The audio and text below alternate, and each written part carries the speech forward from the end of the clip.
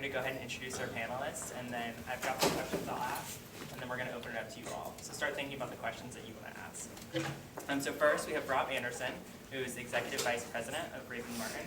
Rob's life and career have been passionately devoted to one ideal, leaving the world a better place. He thrives on finding the idea that will mobilize people into action, and has worked in journalism, politics, and communications for more than 20 years. At Raven Martin, Rob leads integrated communications work for the firm's clients, overseeing strategy and program development. He specializes in designing and implementing behavior change communications that achieve measurable positive health outcomes, building effective corporate responsibility programs that enhance reputations and achieve meaningful business and societal goals, crafting public-private partnerships to advance mutual goals, and producing public education campaigns and integrated marketing programs on issues such as vaccinations, domestic violence, drug and alcohol abuse, and hunger. And we asked each of our panelists to give us one word that they would like to see public relations professionals leave off of their resume.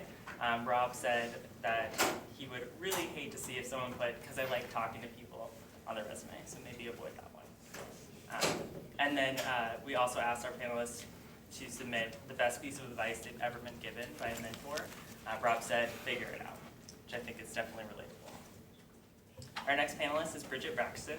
She's the Senior Vice President, Head of Communications for Regional Banking at Wells Fargo. She, spanning a career of more than 20 years, Bridget Braxton is a results and relationship-driven senior communications leader with experience in 3 Fortune 500 corporations, representing diverse industries including telecommunications, computing and financial services, and 3 of the top 10 PR agencies. Currently, Bridget serves as Senior Vice President and Head of Communications for Regional Banking across the Wells Fargo Community Bank footprint, including 39 states and the District of Columbia.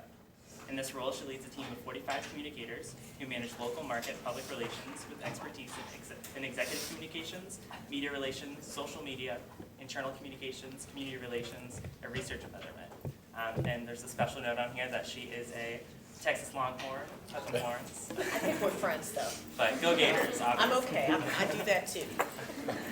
And the one thing that she would really like to see people leave off their resumes is a people person. The best advice she's ever been given is that feedback is a gift. And then finally, we have Bill Amata, who's the Chief Connectivity Officer at IW Group. Bill helps companies, foundations, nonprofit, and governmental agencies connect the dots and engage with their consumers in new and interesting ways. So therefore, he's the Chief Connectivity Officer at IW Group, which is a multifaceted agency focusing on the growing ethnic and multicultural markets. And a special note, Bill does not believe in elevator pitches, so he refrained from adding a little bit more to that. One of the things that he would hate to see on a resume is the word synergy. I mean, what does that even mean, right? And the best advice he's ever been given is chart your own course, don't believe what you hear, and always be curious. So. And I wrote that before you gave your presentation. And so before we start, I just want to take a quick poll of the room so our panelists know who you all are. By a show of hands, how many freshmen do we have here? Okay. Sophomores? Juniors? And seniors? Okay. And how many of you are studying public relations? Okay. All right, so I guess a good question to start with is, how do you all define public relations? Rob?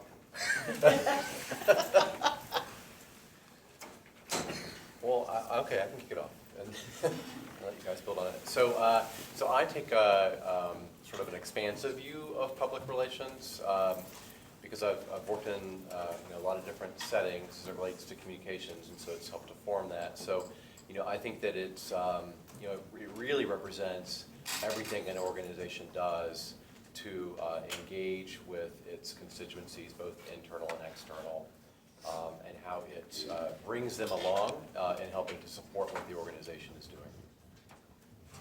And I'd probably say something very similar. It's the management of communications and the relationship between an organization and its key stakeholders. I believe it's creating an environment where people have an exchange of ideas, interests, in a nurturing, supportive, and respectful manner. Definitely think that's some of the things our program touches on in principles of public relations, and later on as you get into strategy and other courses. So it's good advice. What sort of jobs are out there for people with public relations degrees, and touch on maybe some of the more uncommon roles? So are you saying by sector or within public relations or outside of public relations? Anything really. I mean, obviously there's corporate, there's agency. I think that's really all we get to hear about as students, just because it's kind of the buzz. But what are some of the more uncommon things that you can pursue with a public relations degree, or uncommon? Yeah. I guess I went the more common route. You know, you can pursue, I mean, you can go pre-med, there's all sorts of different careers. You can really pretty much pursue anything with a public relations degree. I think the nice thing about that career is because, you know, we have to be experts at communications, and communications is foundational in any role, especially when you get at the leadership level. When you talk to CEOs, when they talk about what's one of the number one skill that a leader or a CEO has to have, it's communications. So the wonderful thing is you really can pursue anything. I know people who've become lawyers, people that I went to college with, that maybe their undergraduate degree was in PR.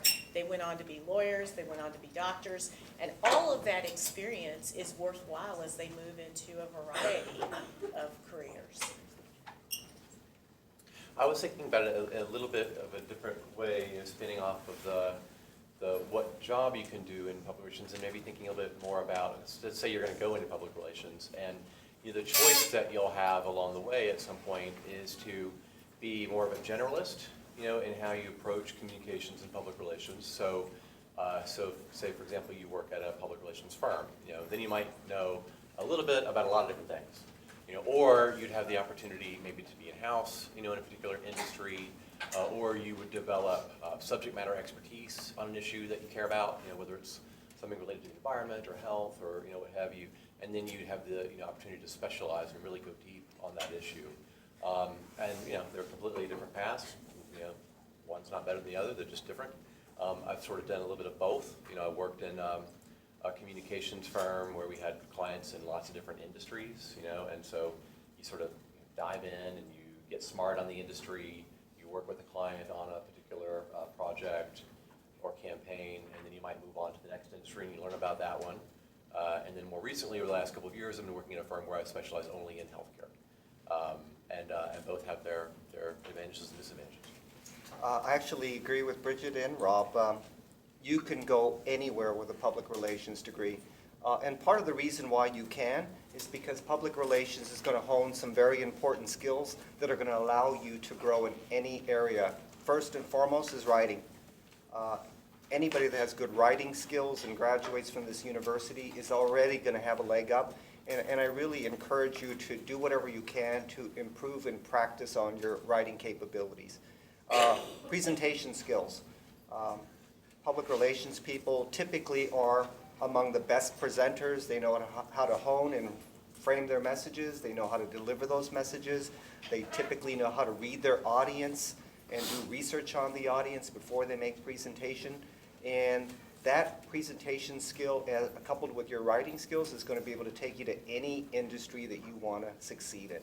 So, like Bridget said, you can become a doctor, you can become a lawyer, you can become a politician, you could go into sales or marketing. It's a great foundation for you to pursue any career you want to pursue.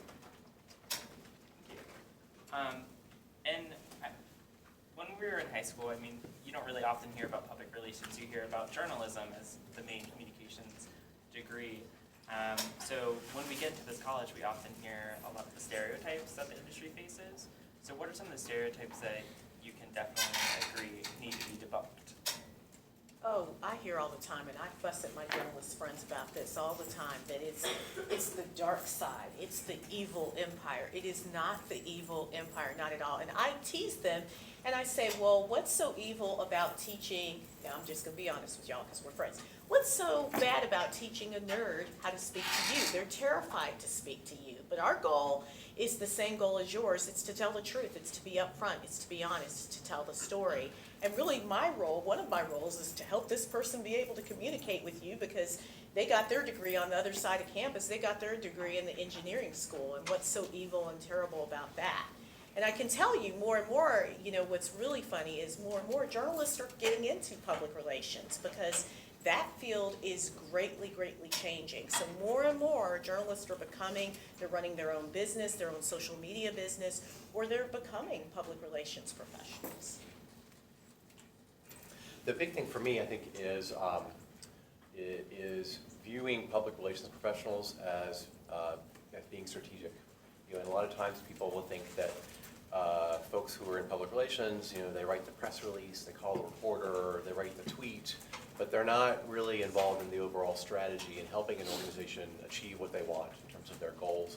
And I actually think, you know, of course, just the opposite. I think you know, people who are in public relations and in communications, I think are really well suited to understand the entire ecosystem of what an organization is going through and all of the different actors in that ecosystem that are influential in the organization's success and helping chart that course to build relationships with those people, which is extremely valuable for the organization in terms of their impact. Nothing to add. Okay.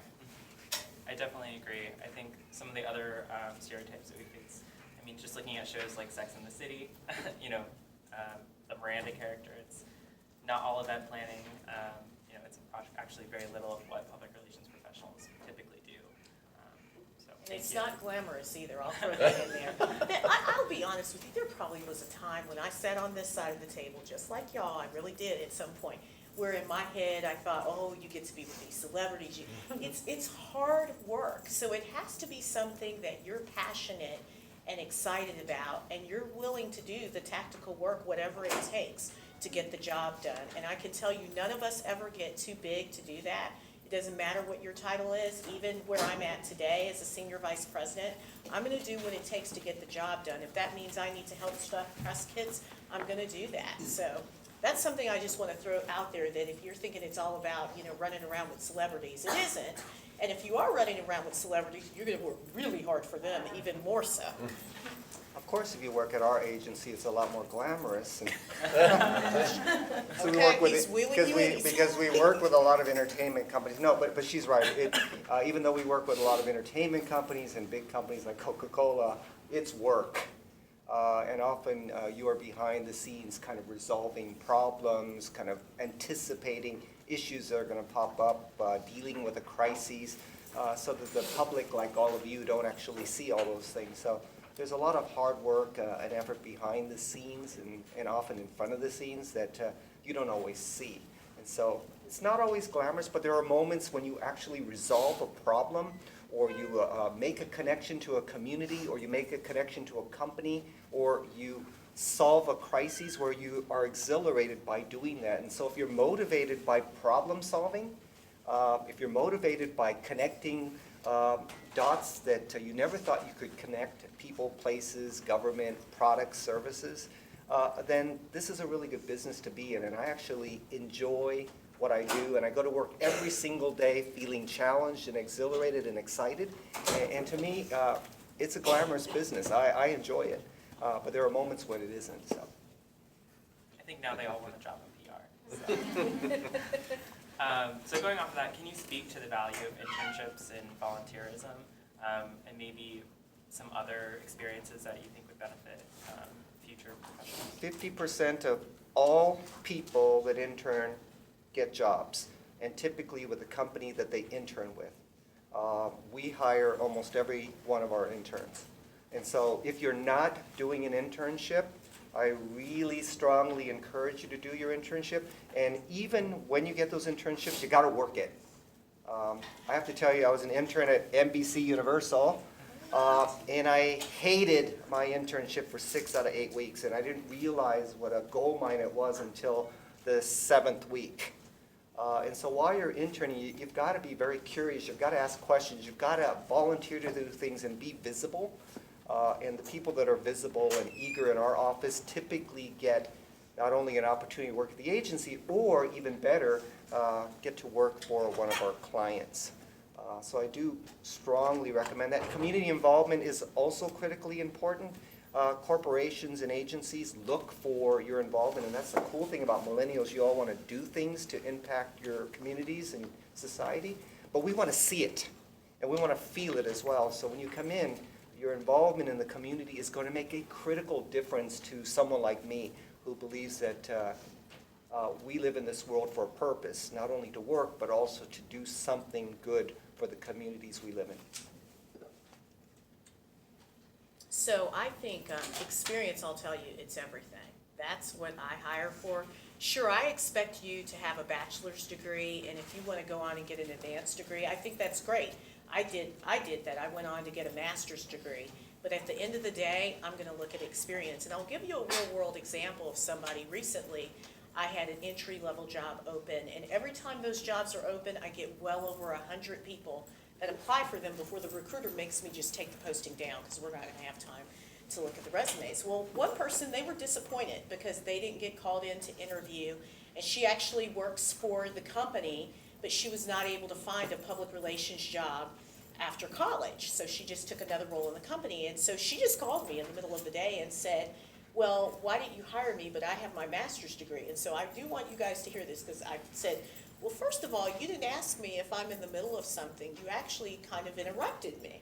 But I really want to help you. I want to talk to you, so set up time through my assistant. And I ended up telling her, because she said, well, how can I get experience if I don't get a chance? I said, well, have you volunteered? Did you go to your local nonprofit organization? All these many nonprofit organizations. Did you just go and offer to volunteer and to help them and to work on your writing? Or even when you're in college, I tell people, don't wait till you get out to talk to me. Talk to me before you get out so I can help you. Volunteer when you're in college, even if it's for free. I can tell you I did.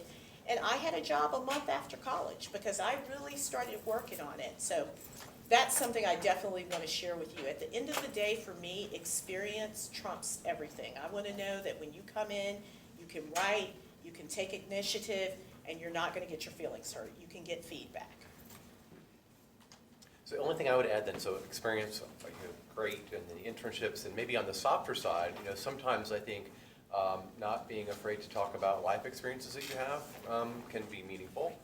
So if you know multiple languages, if you like to travel, I'm a scuba diver. I like to talk about that, and just making connections with people, and then showing that you're kind of a student of the world. Thank you. And as students, we often hear it's kind of like a numbers game.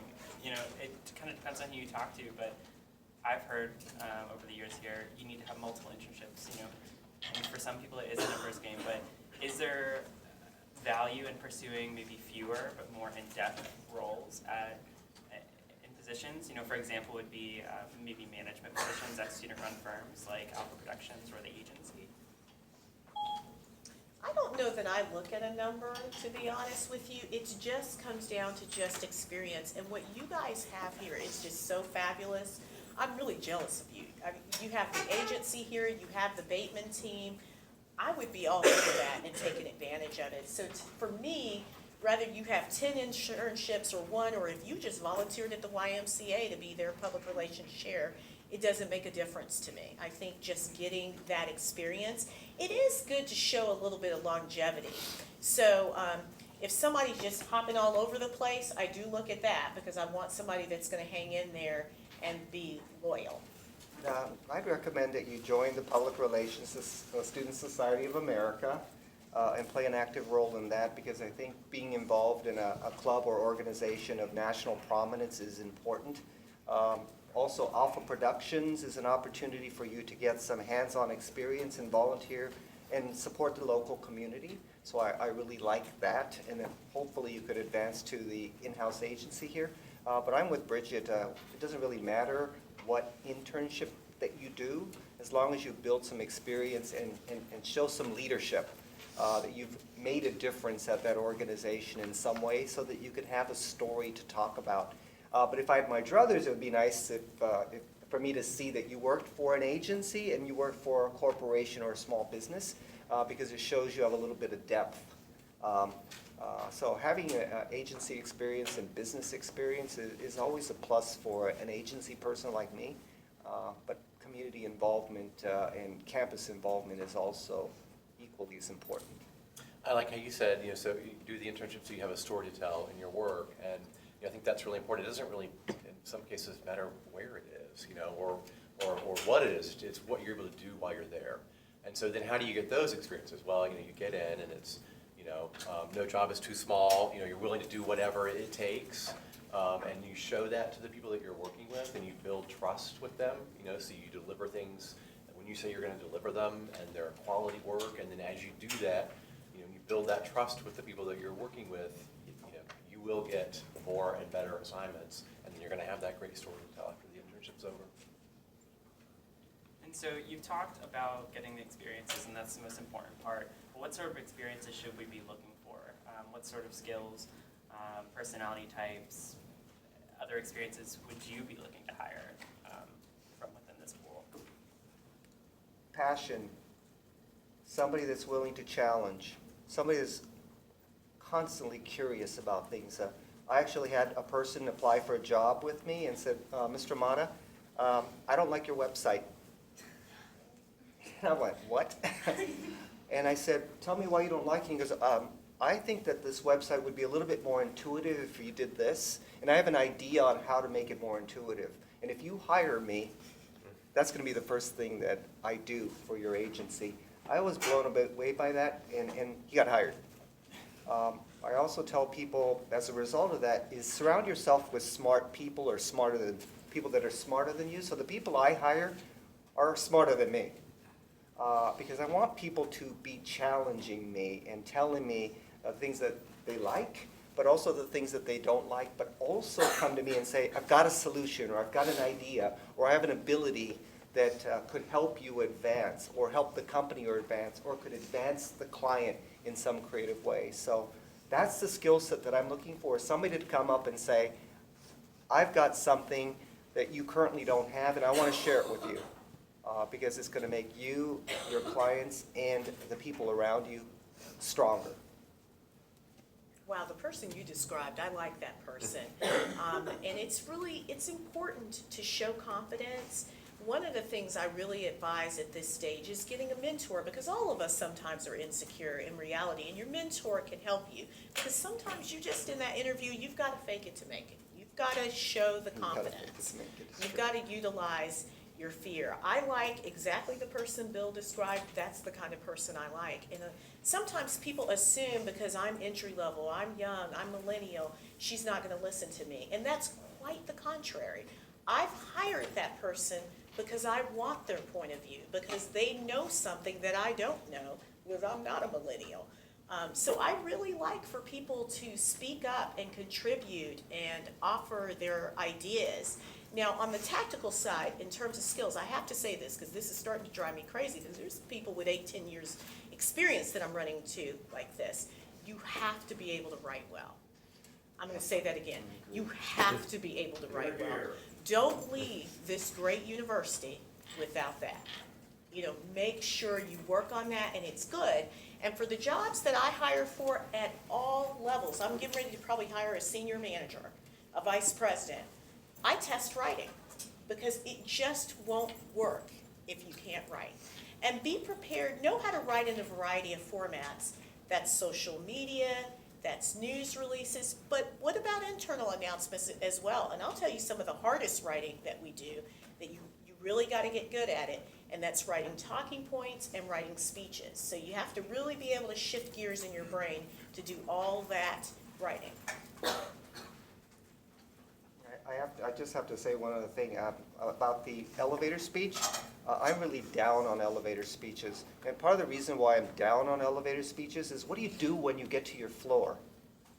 And we spend so much time worrying about what we're going to say in our message points. I prefer that you develop some soft skills. And one of those soft skills is listening and paying attention to what's going on around you and talking about what you're passionate about. That's what I want to hear from you. I don't want you to give me your resume. Oh, I went to University of Florida. I graduated with a bachelor's degree in public relations. I did volunteer work at the YMCA. Big deal. What are you passionate about? And then once you get to that floor, tell me, show me that you have some soft skills, that you're a good listener, that you believe in something, that you're motivated by some interest or idea. That's going to be a lot more interesting than for you to give me your 3 big message points.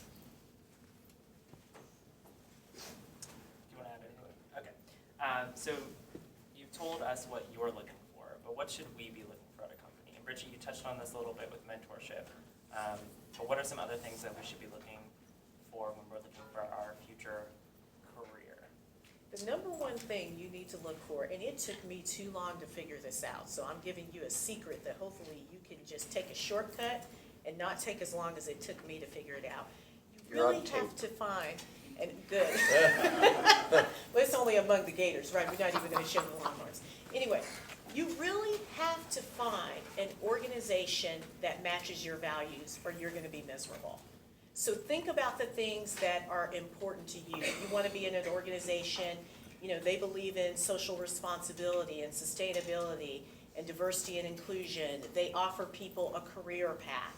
Really make sure you're investigating the organization that you're going into, and it matches up with the vision that you have for your career, or you won't stay there. And I do think there is value, so I kind of hopped around a bit earlier in my career, and now the company I'm at now, I've been there for 8 years, and I think there's value in getting experiences at agencies and corporations in a variety of places, but at some point, you gotta park it.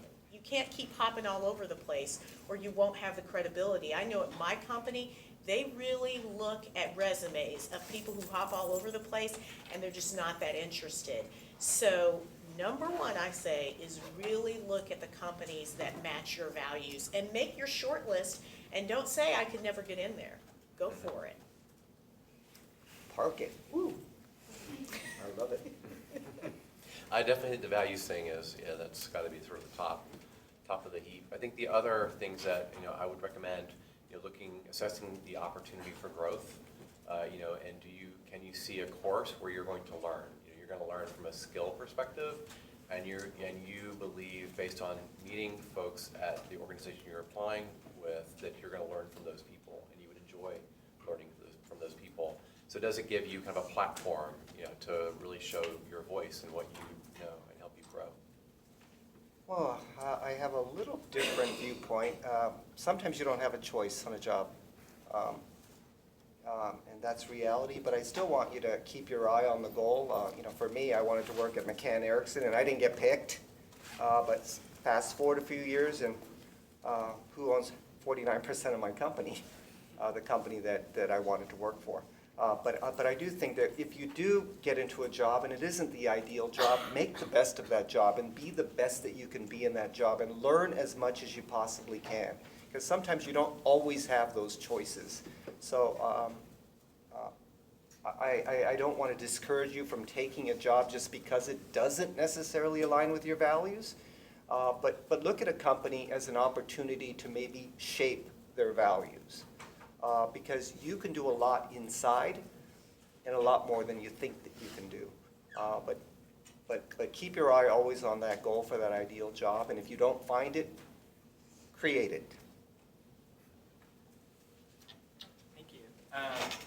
And so as you can tell, just from being here for the last 2 days now, Gators work hard, but they also play hard. It's easy for us to get burnt out. What are some tips that you have for managing your time and avoiding the burnout? Mountain biking. Drink a lot of beer. But getting involved in the community. I love making connections. That's why I'm the chief connectivity officer. I like to find the dots that exist in the world and help people find them. And if they don't find those dots, I like to create dots. And so that's what keeps me going. But mountain biking is really important because it's a sport that you can just leave, go out into the mountains in the wilderness, not have to deal with anybody, and you could really decompress. And coffee shop time. I spend a lot of time in coffee shops, and that's a really good place to decompress. Yeah, I would say, similar, whatever your hobby is, make time for you. Schedule you in the calendar. Something that I've been doing the last couple of years, because I have to admit, I'm not the best at the balance thing, so I have to trick myself a little bit. Something I've been doing for the last couple of years that's really helped me is I pre-plan my vacations for the year. I plan something at least once a quarter. So I've planned to go to France next month. And I know if I had not done that and already paid about 6, 7 months ago, I probably wouldn't do it because I'm already thinking, wow, look at all this work I'm leaving behind, and I'm gonna have to figure out who's gonna do this. But now I've already paid, it's already done. There's nothing stopping me from going to France. And I'll be there for 10 days. And that's what you need. You have to have time to completely disconnect and recharge. Something that we talk about at work a lot is you have to treat yourself like a corporate athlete. Think about Olympic athletes. Think about people who study for marathons. There's always 1 week in the training where they do what? Rest. Nothing. And then when they come back the next week, they're actually stronger and faster. You have to really do that as well with work and school. You have to have rest because that makes you stronger, and that's what gets you to the next level. I have two things, one that I do now and one that I'm considering doing. The one that I do now is, so I have, people have access to my calendar at work, and so things get pulled on my calendar, just all the time. So I now go in, been doing this for a while, where I put my work in there, so I'm in meetings constantly, so I don't actually have time to do my work. And I found I was doing my work, at 8, 9 o'clock at night, because I didn't have time during the day. So I stopped that and actually schedule the time that I'm doing work so that nobody can do anything with that. Now, of course, I can move it if a crisis comes up or there's an urgent client meeting, I can move things around, but I protect that time so I can actually get the things that I want to get done and that are important for me and for my organization. So I control my calendar rather than my calendar controlling me. And then the thing that I am really interested in that I'm not doing yet, that I'm hearing people do more of, and it's sort of along the lines of what you've been talking about, is really disconnecting. So, certainly going away, and I love to travel, so I do that, but getting off the grid entirely. So, a technology-free week, and, people it's becoming a trend, I think, where people are really doing that, and so I'm eager to try it if I can make it a week. It's hard, but you have got to leave your iPhone at home. I'm telling you. So you've done it? I leave the work iPhone. I can't leave my personal one. I get too worried. But the work iPhone, that is actually big for me. I leave that at home because if I take it with me, I'm going to check work email. And what I tell everybody is, you know what? If there's an emergency, then call my personal cell phone. And I bring my work computer with me because I know I won't turn that on because it's just too much trouble. You got to sign on to the Wi-Fi. I have to put the security code in. So I'm really not going to do that unless I really have to work. Whereas if you have your iPhone, you're going to check it, you're going to respond. So I do encourage that, and I come back so much happier because usually you're going to come back the night before, so you have time to check all of that in advance. So I really highly encourage it. People respect that. They begin to respect your boundaries. I know in PR Week, it was probably several months ago, that last page, Don Spetner, he always writes this wonderful column, and he wrote about people taking time for themselves. He wrote about that once there was this HR leader that on her out of office it said, sorry, I'm in Hawaii enjoying Mai Tais. And that you might think that's wrong, but it actually was impressive because it really encouraged her staff that you got to take time for you. Boy, I have FOMO. I don't think I could get rid of my cell phone. But Andy Polanski once said, the guy from Weber Shandwick, he said, sometimes you got to disconnect to reconnect. Mm-hmm. It's a really good quote. And then I just wanted to ask you all if you have any last pieces of advice to share with the students before we open the floor for questions. Well, I think one of the best things that Bill said, so I'm going to I have to give Bill a compliment because it took me a long time to get this too. And so I hope you guys get this quicker than I did. And Bill mentioned it, so if you write nothing else down, write this down. It's be a good listener. That is everything with your clients. There is sometimes with some of my clients, I don't get in a word edgewise, and they just need to vent because they're these executives and they're alone. They have no one they can talk to share their real thoughts and real ideas. And I've noticed by just giving them that time to just listen, not judge, don't solve, I get further ahead with them by just listening. I love what Booker T. Washington said, the founder of the Tuskegee Institute, and I use this quote all the time. If you want to lift yourself up, lift up someone else. And so not only should you have good listening skills, but you should continue to be who you are and make sure that you help someone else. And when you leave this great university, don't forget this university. Wherever you are in the world, and when you become successful, you got to remember the people that follow you, and that's Gen Z. And so you all have a responsibility after you get your educations to lift someone else up. That's great advice. So does anyone have any questions? We have about 15 minutes left. Do you have any tips on how to get an internship or a job during college? Well, volunteering, I would start with volunteering. There are often, I would go for all internships, but there are often even some unpaid internships. I can tell you when I was in college, this is back in the day, I volunteered to be the intern at the Texas Bankers Association. And it was an unpaid internship, but I got to do a lot of writing, and so it said by Bridget Braxton. I got things that were byline. And that ended up being important as I went into my next internship, which was at Ketchum. And Ketchum actually came to the school and interviewed 8 candidates. And I think that is a big reason why out of the 8, I got that internship for the summer, because I took the initiative to get some experience, even if it was unpaid. And I was in college then. So the vice president of the National PRSSA is Veronica Mingrone, who is a Gator.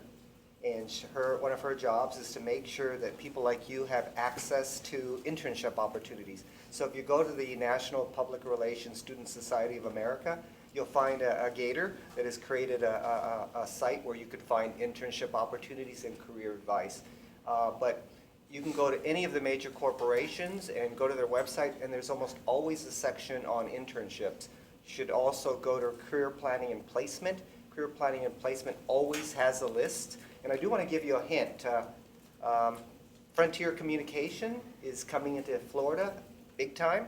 They've taken over the landline business for Verizon, and they are looking for interns in the state of Florida. So Frontier Communications, any of the major television companies, almost all of the major corporations have internships. And if you're willing to travel, there's internships not only around the country, but around the world. And when you're pursuing these opportunities, you got to stand out. So tailor your outreach to what you're doing. Don't send a blanket cover letter. Tailor your resume to what the opportunity is. Go look and see, what does this organization do? What are they focused on? Well, how do my skills apply? How does what I'm interested in apply to what this organization's doing? And tailor it to that, so you stand out and so you look relevant, for that position.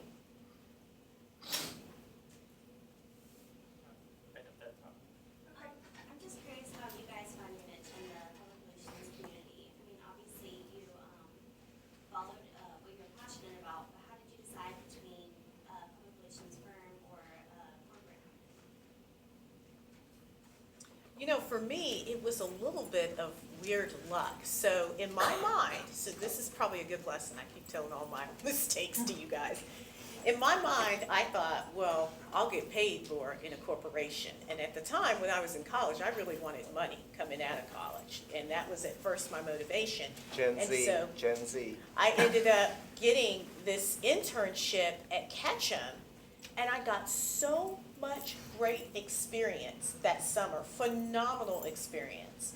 And that's what led me to say, after I did that internship, I intentionally targeted agency, because I thought, wow, I'm going to learn so many foundational skills. By the time you get in corporate, in many companies, not all, people aren't going to have time to really teach you how to do the job.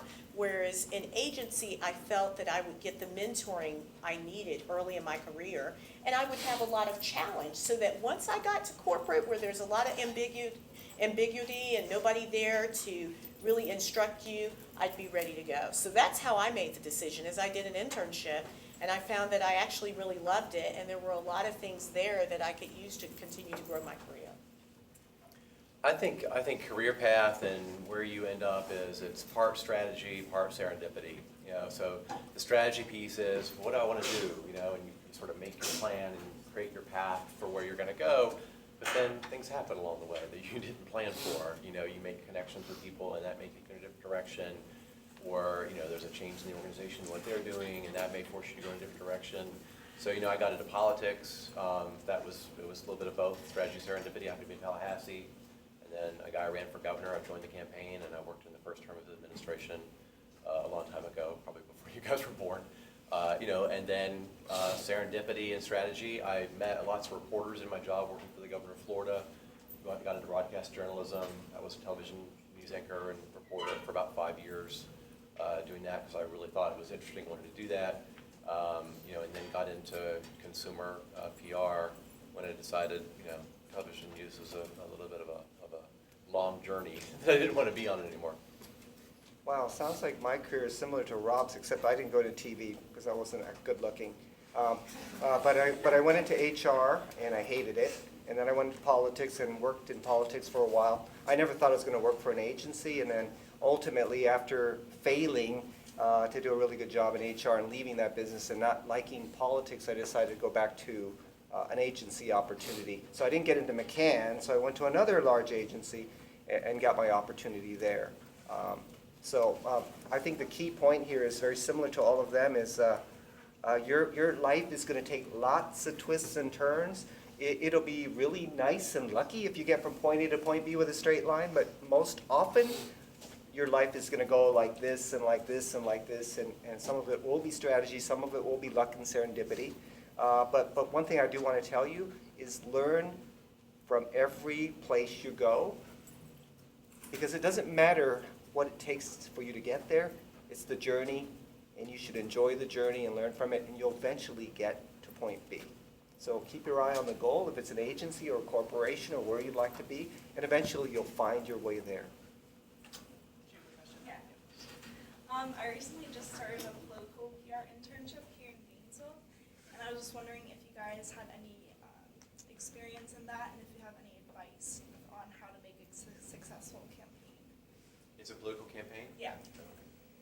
Well, that's, I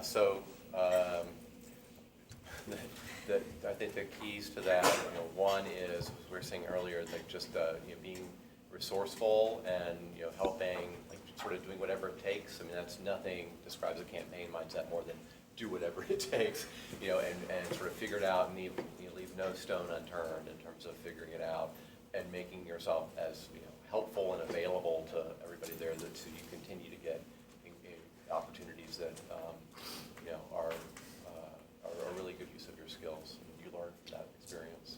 And the other thing that was valuable to me working in a campaign, it helps if you win. Ultimately, and your guy or woman goes into office. But the friends and the connections that I made, in the trenches working in a campaign, because you work like almost around the clock, those are lifelong friends for me, and have not only their personal friends, but they've been great in terms of business connections as well. I recommend, if you're working for a candidate, to shadow the candidate and go wherever he or she is going, but also to roll up your sleeves and take advantage of every aspect of the campaign. Volunteer recruiting, the financial part, the development of the flyers and the campaign material, working with the donors. I just think the most valuable experience on a campaign for me was actually shadowing the candidate for 2 days and hearing what she had to say and what she did and all the things that she had to go through, even listening in on her phone calls, was very valuable to me. And I like, so, I was sort of being funny when I said it helps if he or she wins, but that's not really the point. The point is what you learn along the way. And to me, that's such a marketable skill, what you have to do in a campaign. So when, some of the people who I like to hire the most, I like teachers, I like entrepreneurs, I like people who have campaign experience or political experience, because they just know how to get things done. Or I like journalism people too, since I was in broadcast news. Like, you think on your feet, you're resourceful, you know where to find things. If you need to, you'll just figure it out. And I know that about those types of people. There are others too, but those ones come to mind. So, you guys emphasize a lot on, experience when applying for jobs, and I know, at least for me, and I'm sure a lot of other students, I work full-time for a restaurant. I pay myself through college, and I'm also, obviously taking classes. So when it comes to internships, necessarily have time to do that. So, you know, obviously, and I understand that that's a key part of, you know, moving on, and it's like a core resume thing. So it's like, what kind of advice for someone like me? Like, I don't have time for that. So I feel like I'm kind of screwed, you know, like I'm like, well, what am I supposed to do? I have to pay my way. So what would be your advice for, you know, a lot of students that are in my kind of position? You're in the best position. You have a job, and you have experience in the real world. I think that's critically an advantage for you over a person doing an internship. What did you learn from being on that job that's you could take to an agency or to a corporation or to a nonprofit organization? You have an advantage over somebody that has an internship. So I guess maybe I should backpedal a little bit and say, if you've got a job, learn whatever you can from the job and be the best that you can be, whatever it is. And talk about those experiences and what you can bring to the table when you're interviewing. So, but the busiest people always find some additional time to volunteer for something.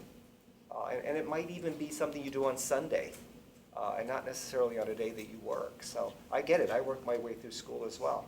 But I still find time to volunteer on Saturday and Sunday, and I talked a little bit about that. So, but I think you're at an advantage in a lot of ways. Yeah, I totally get it, because I also had to work my way through school. In fact, I was an RA, and I probably couldn't have gone to college if I hadn't done that. So the volunteering, as Bill said, is really important. I mean, if you're able to only do 2 hours a week, where, like I said, you write in some newsletter and it has your byline, that really shows initiative.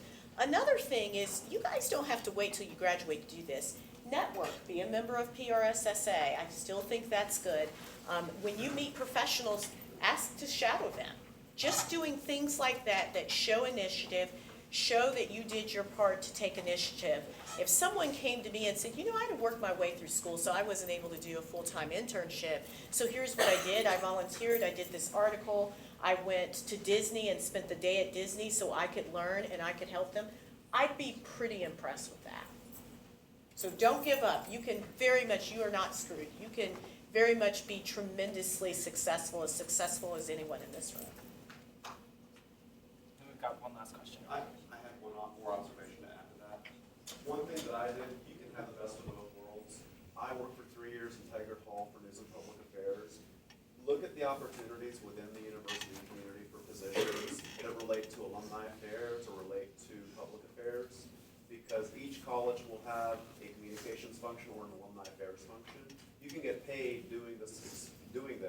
It may not be as much as you make at the restaurant, but it is going toward, you know, it is something you can get clicks from, you can get experience, you can get,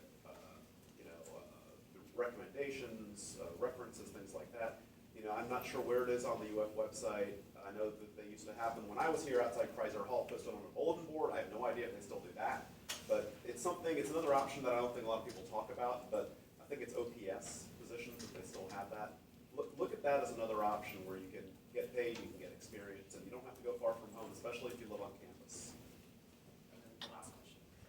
So as PR majors, we have to choose an outside concentration outside the field of communications.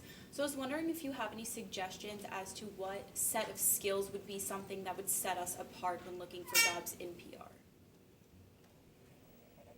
First of all, I think that's great that they encourage that. So again, you guys are just so fortunate. What a great program.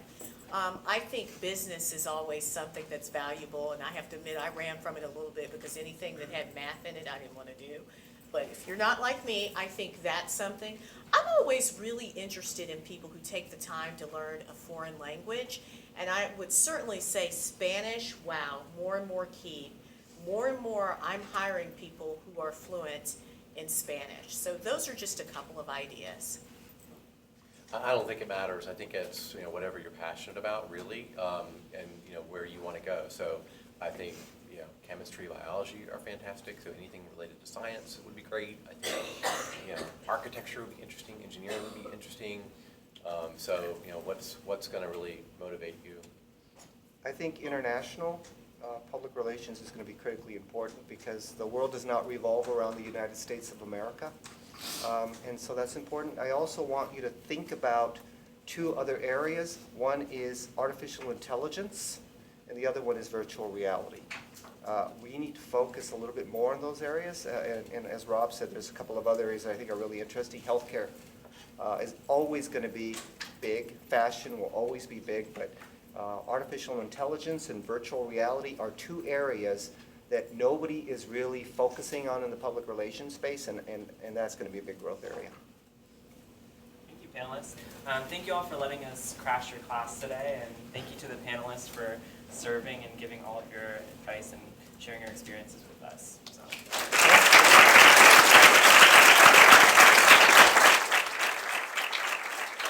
And Josh was a great moderator. We should give Josh a round of applause too.